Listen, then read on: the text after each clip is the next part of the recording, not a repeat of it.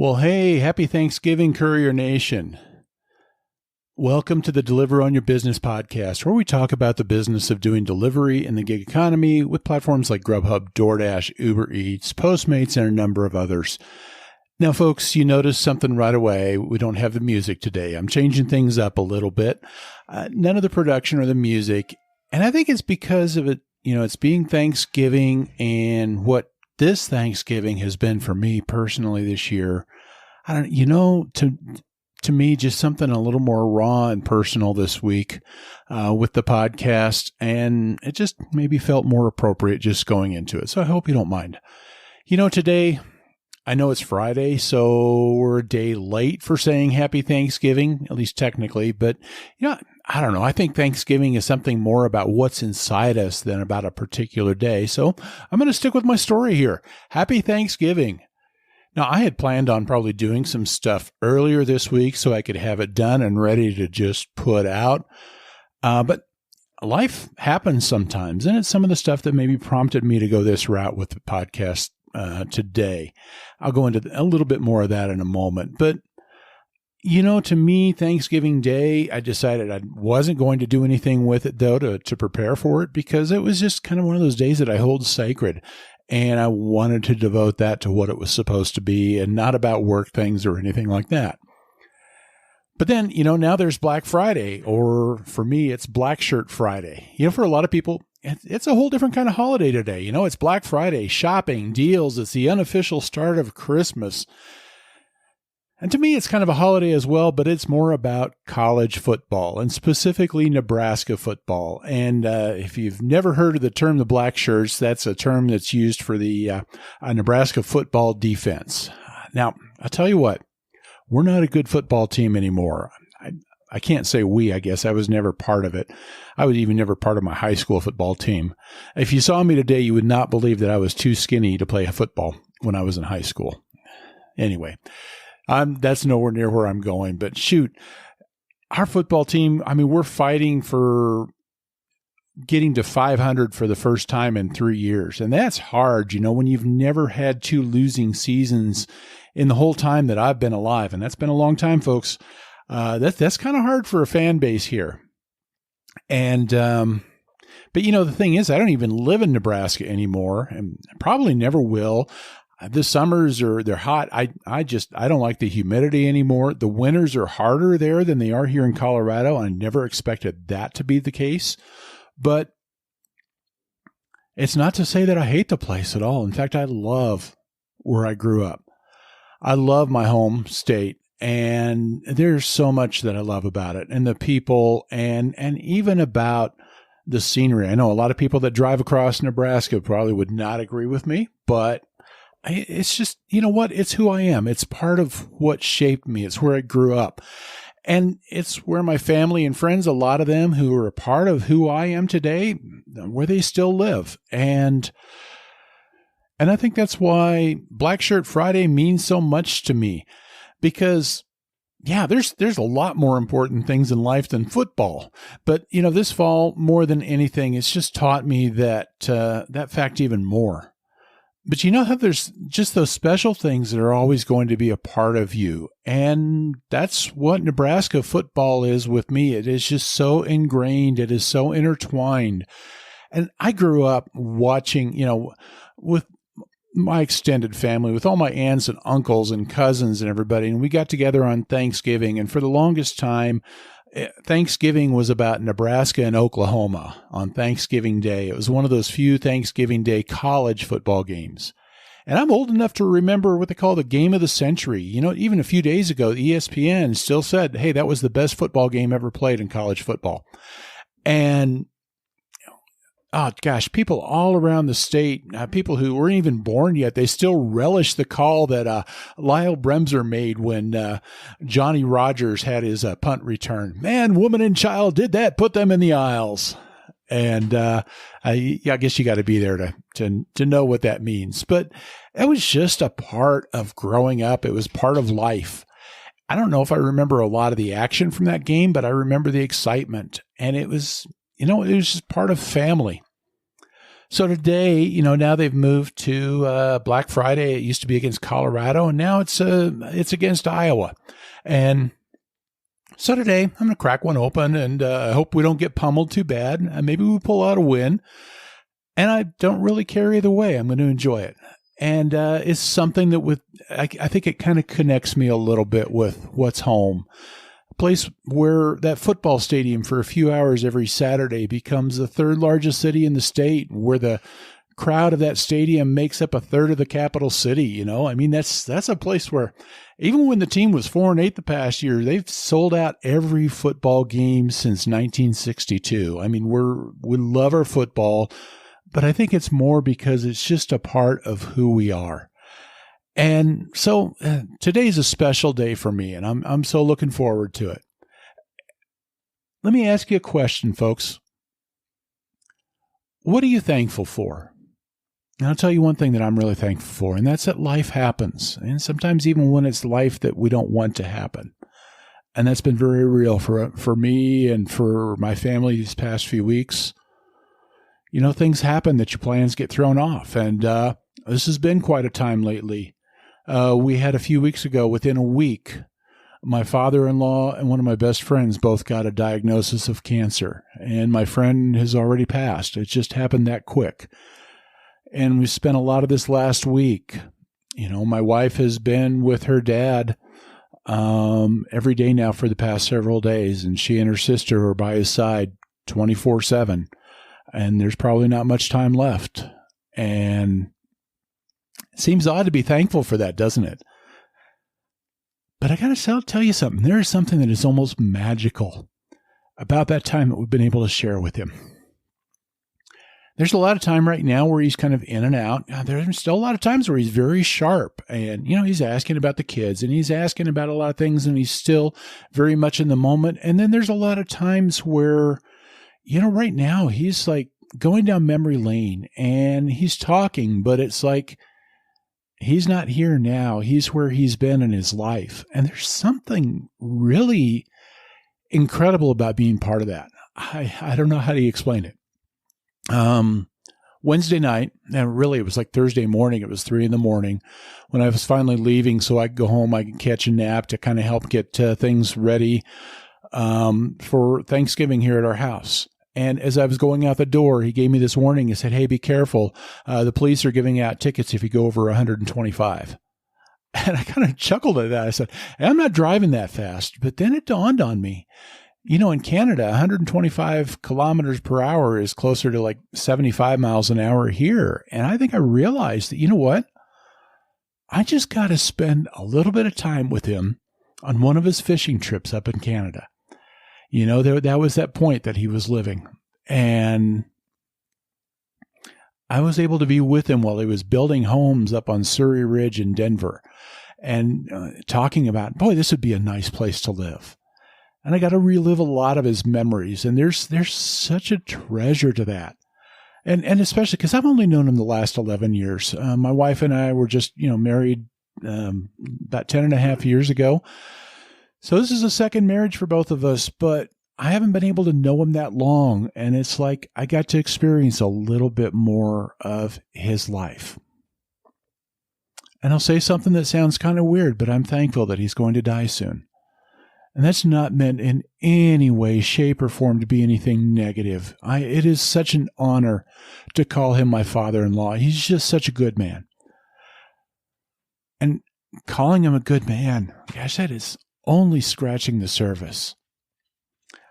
I am so glad, though, that he's been comfortable. The hospice staff has been wonderful, and even this cancer has just torn his body apart. They've made him so he's been able to be in comfort, not in a lot of pain, not a lot of misery. And very soon he's going to get to go home. And that strong man who built so much with his hands, but he built things. It was more than just houses. It was more than just things that he built. This is a man that built lives. He built the lives of my wife and her sisters, and he built the wives of my wife's kids, and he's going to get to be with so much of his family that's already gone on before him, one of his daughters and his wife. And man, I tell you what, if you want to talk about what a great place to live, and this is the thing that I'm thankful for, that he's going to get to go to that. And I know this podcast it's about the business of doing delivery, and I'm going to get around to that, I think. But I think that this fits into it, mainly because I think life and business, they're really the same thing. But I know this is getting also a lot more personal than you probably expect, and I apologize if I'm making this too much about me, but I really also hope there's something very valuable in this for you. Now, yesterday was a very special time for our family. I've got to tell you, it's a large gathering. I mean, we've got a crazy big family. I mean, we put the Brady Bunch to shame. Folks, I've got 5 kids. My wife had 5 kids. So when we got married, and we actually had 9 of those 10 kids still living in the house for a little while. And so that kind of puts the Brady Bunch to shame. You know what I mean? And so we ended up, though, with 15 people in our house, between my wife still stayed with her dad, but, all of her 5 kids and my 5 kids and my daughter's boyfriend and my son's wife and even my grandson now for the first time. And gosh, there was a time we were pushing around 2 full grocery carts through the house. So fortunately now most of these kids they've been launched. And so probably the fact that we're not buying food for 10 kids anymore, that's a lot to be thankful just in and of itself. But I tell you what, there's something just wonderful about just being able to have everybody together, and they were together, and to be able to laugh. And even with what's going on and what we've been through, to still be able to laugh and still to be able to enjoy each other and to be thankful. And I wondered about how my wife's kids would do, because that's their grandfather, and they are so incredibly close to him. He's been such a part of shaping who they are. But I think maybe, how I was talking about how football is so entwined in my life, and their grandfather is a lot of what it is for them, and continuing to have this celebration for them, it's family. And it meant so much to see the kids all kind of gathering around. They said, my wife's usually the one that spearheads getting everything ready. And the kids kind of took that on, and they put it together, and they did it all. And there was something incredible and beautiful about just watching it happen and seeing everybody able to be thankful, able to be together, and able to enjoy being with each other. And that's such a blessing. And there was such incredible giving of thanks in spite of everything. And I know you're wondering, what's this got to do with delivery work, being an independent contractor, anything like that? There's a couple of things that I want to talk about that I just want to point out that I think really make a difference for us in what we do. And I really do hope it has some relevance to you. I know it does to me, and so that's why I'm hoping it does for you. Hopefully this is valuable for you. But 2 things that I take away from all of this. One is that thankfulness has a way of centering us on our why.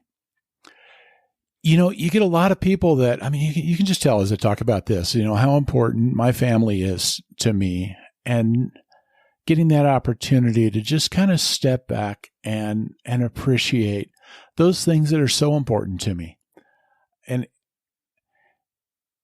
you got a lot of people that, yesterday they went out and they drove. They went out and did deliveries on Thanksgiving. They hustled. They found a way to earn some money. And for some of them, I think it was probably a sacrifice. And they're out there working away. There were some of them that are like me, where I was just like, I'm not even touching the podcast, not to mention I'm not doing deliveries, because this is just that important of a day to me, to focus on what the day is about. And you know what the thing about that is? Neither one of those is better. Neither one is the right approach. And ultimately, I think it comes down to the why. And, sometimes I think that why are you doing this? And that's something that is so strong for somebody that they're going to go out and deliver on Thanksgiving Day, to make money to take care of their family. And that's very deep, and that's very powerful. Sometimes we don't know our why yet. Sometimes we just exist. Probably all of us at some time or another we do. I know that I had some times where to me it was just existing. It was going on. It was just that day to day. But folks, when you really know your why, when you really get to focus in and hone in on the stuff that really matters the most, and maybe that's why I'm so thankful for what I've been through and what I've seen happening, because it really has just reminded me of those things that really are so important. And that's whenever you do, though, is when you really start to hone in on that why, becomes so powerful. And it doesn't matter whether or not you're doing a 9-to-5 job, or you're doing a gig work, or none of the above, or all of the above. It's your why that drives you, and it's your why that motivates you. Your why can be the secret to success in a far greater way than any of the strategies or the techniques. It can mean so much more to you than anything that I've ever written in this blog or anything I've ever said in this podcast, because knowing your why and living your why is just that powerful. And if you've never focused on your why, folks, I really encourage you, dig into it. Dig it deep into what really, really matters. And really think about the stuff that you really want to see in life. Really understand your why. Really understand, why are you doing this? And why is that important? And why is that thing that's important so important to you? And just keep asking why as you dig deeper in that.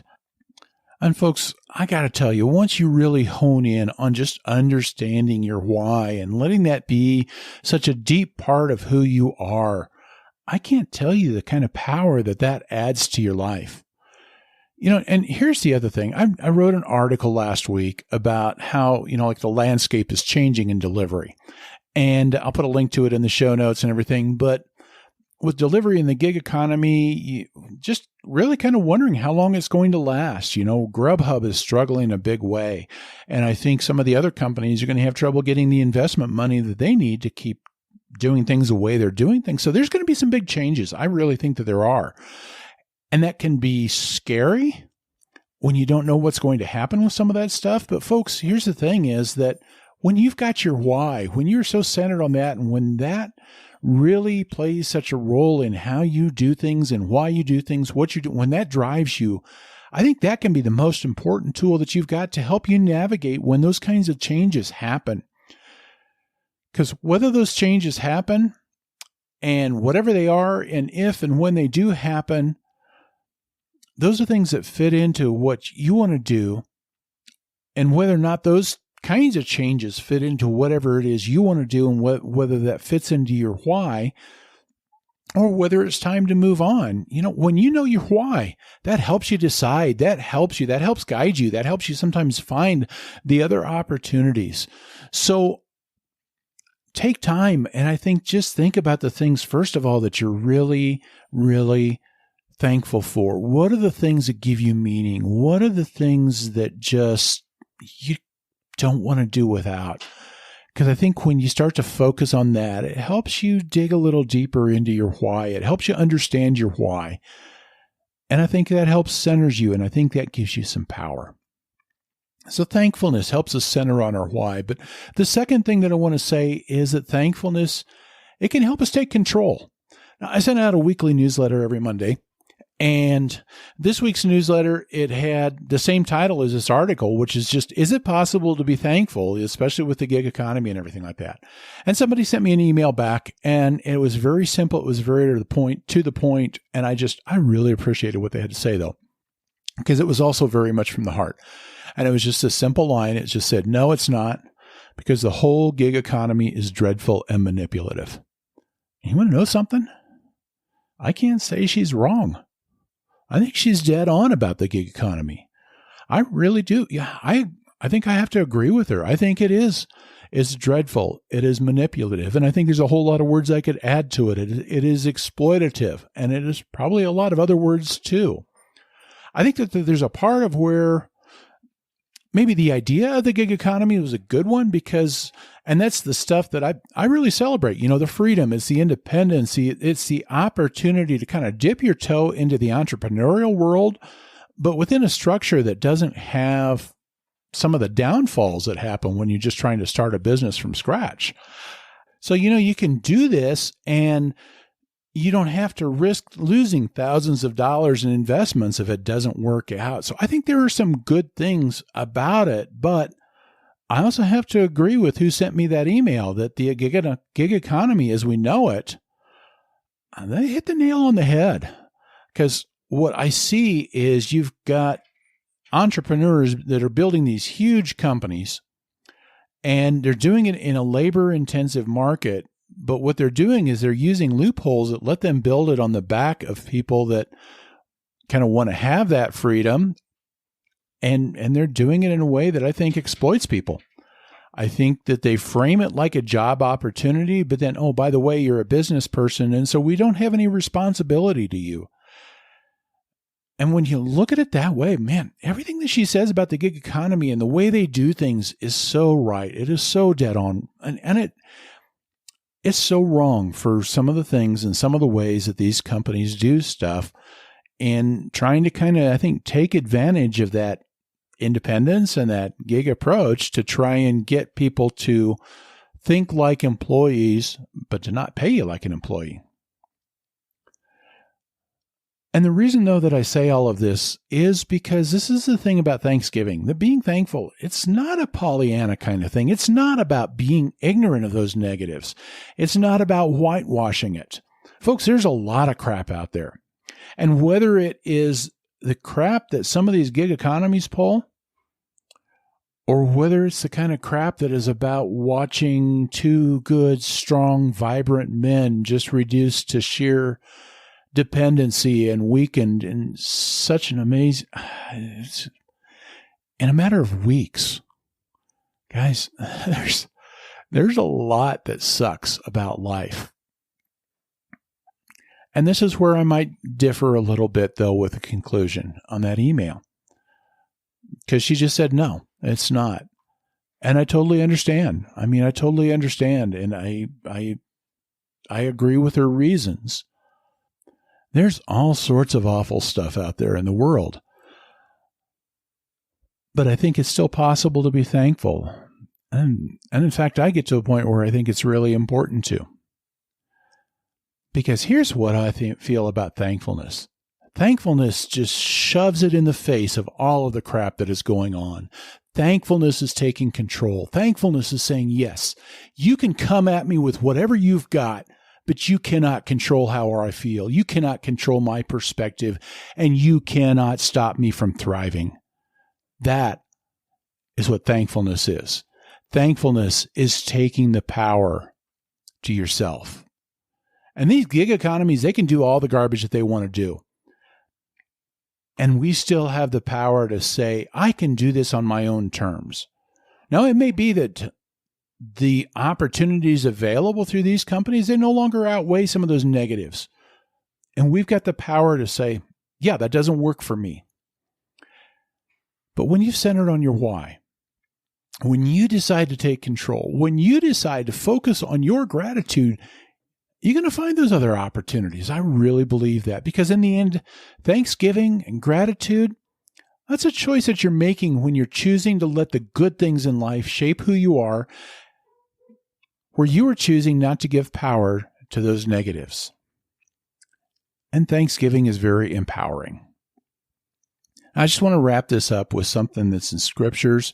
Now, I understand many of you are going to have some very different beliefs from me, and this isn't about trying to push any set of beliefs. This, though, it's more of an example in the scriptures that I think it's still a concept that is very universal.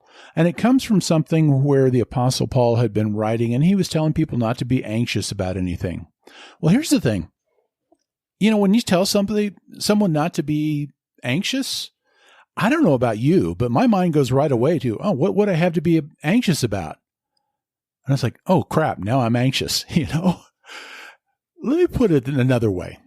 I'm a big guy, okay? I have, and this is getting probably way too personal here, but I've got more than a few pounds to lose, and I love to ride my bike. So right now, I'm going to really challenge you. Do not, whatever you do not think about a 6'5", 300-pound guy wearing bike shorts. And whatever you do not think about that person, and do not think about being stuck riding behind that person, that 6'5", 300-pound guy, and you're behind him, and he's wearing bike shorts.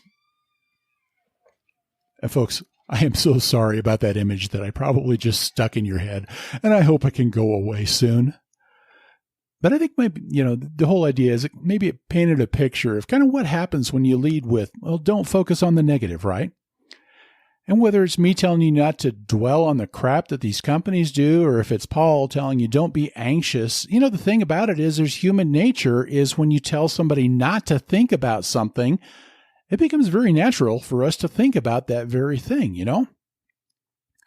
But he doesn't just end it there. And this is what he says next. And this is the part that I think is about you being able to take control over all of this stuff. It's a very practical thing, but instead of trying to approach it with just saying don't, it's about taking control by focusing on what you can do. And this is what he says. He says, whatever is true, whatever is noble, whatever is right, whatever is pure, whatever is lovely, whatever is admirable, if anything is excellent or praiseworthy, think about such things. Take control, my friends. Yeah. All the stuff that's the opposite of what it just talked about, that stuff's out there. And it's not that we ignore that stuff. But the whole point is that stuff also doesn't have to control us. You get to take the control. You get to decide what controls you. And thankfulness and gratitude and seeing the things that are excellent or praiseworthy, that's something you get to choose to do. Take control, my friends, and be thankful.